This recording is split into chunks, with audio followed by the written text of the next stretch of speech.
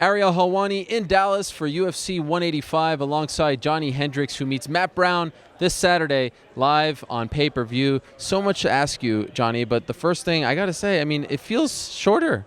What is this all about? The beard doesn't feel as big as usual. Yeah, I only had 10 weeks. You know what I mean? At that point, we're in limbo on what we were going to do. Okay. We didn't know if we were going to wait for Robbie Lawler or fight Matt Brown.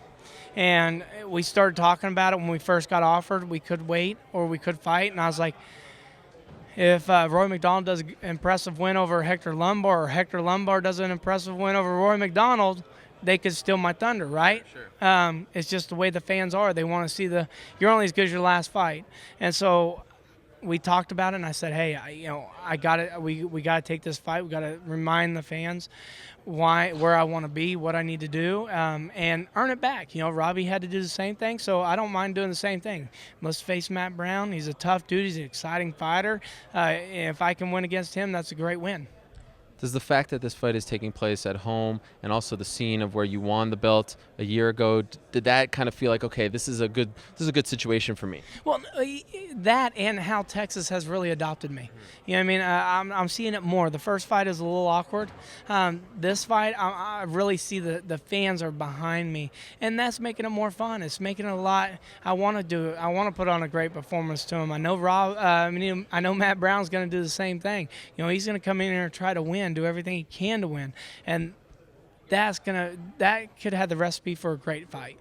It's kind of strange. You're sitting here, Pettis is over there with the belt. The last time that both of you competed was on the same card. You don't have that belt now. How much does that still burn you inside? I mean, you finally, after all those opportunities, you finally got it, right? I mean, you've been through so much, and just like that, it went away. Is that just, does it still eat at you, or is it just people like us that harp on that? No. I try to forget it until you said something. Thanks, man. Try to give you that. Yeah, just that extra little gravel in the old gut. No, it does suck. I'm not going to lie. It does suck because, I felt like I did enough to win that fight. I wasn't at my best performance, but I still thought I did enough to win it. It's just hard for me to win in Vegas. It is. And it's just one of those things you just got to sit there and say, all right, I must, after this fight, good Lord willing, I get a win. And then go back and rewatch my last 3 fights. My last 2 fights, definitely, in Vegas. Because I have a feeling we might be fighting in Vegas in, probably November, December, after their fight. And so if that happens, I need to see what they want. What do they want to see? What's going to make them... Because I feel like I controlled about 70% of the fight. Both fights that I've lost there, my last 2 that I've lost, I felt like I controlled most of the fight. So it's not controlling the fight that wins it. What is it? And that's what I'm going to get at, and that's what I'm going to study. But first, I got to get past Matt Brown, a tough fighter. Have you been told if you win this fight, you're getting a title shot? No, I'm just marking it myself. Hey, that's smart.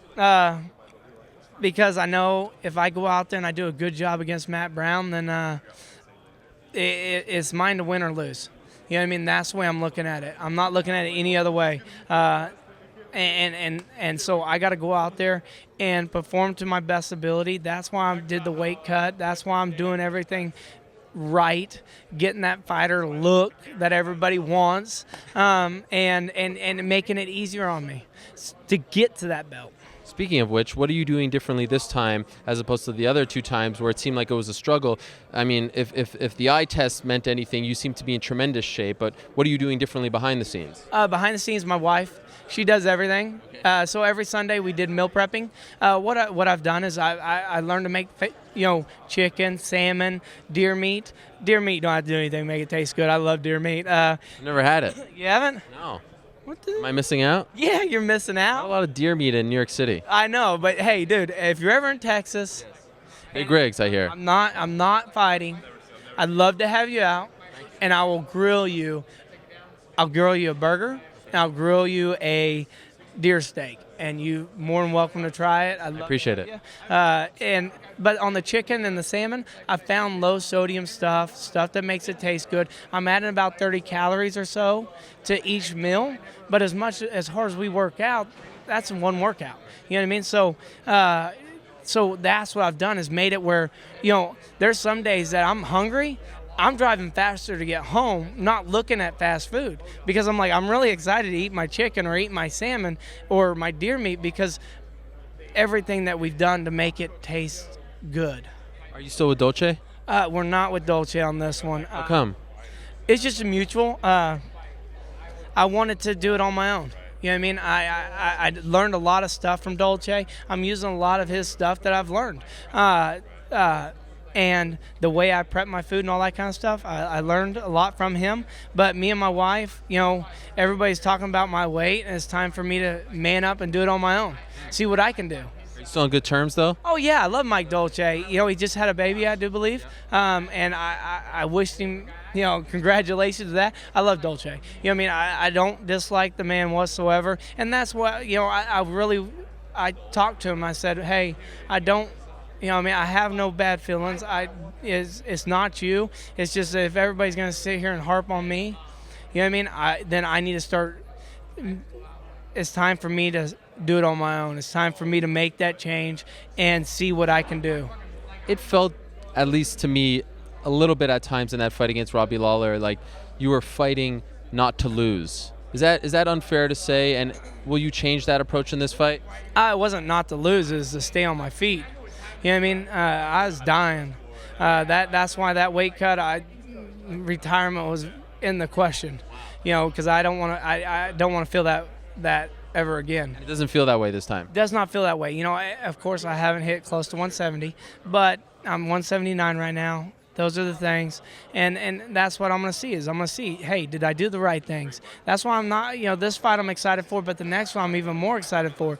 The more weightlifting I can get in, the more muscle mass I can build, the less I get my body fat down, the better I'm going to be, you know what I mean, to make this weight. So this is sort of just a tester, see if we're doing the right things, or we're doing it on our own, you know what I mean? So it's a little nerve-wracking, but then again, it's been really good. I've been happy with what's happened. Staying at home, not at the hotel? No, I'm staying at the hotel because I'm about 45 minutes from here, and Dallas traffic. Y'all have had to deal with it.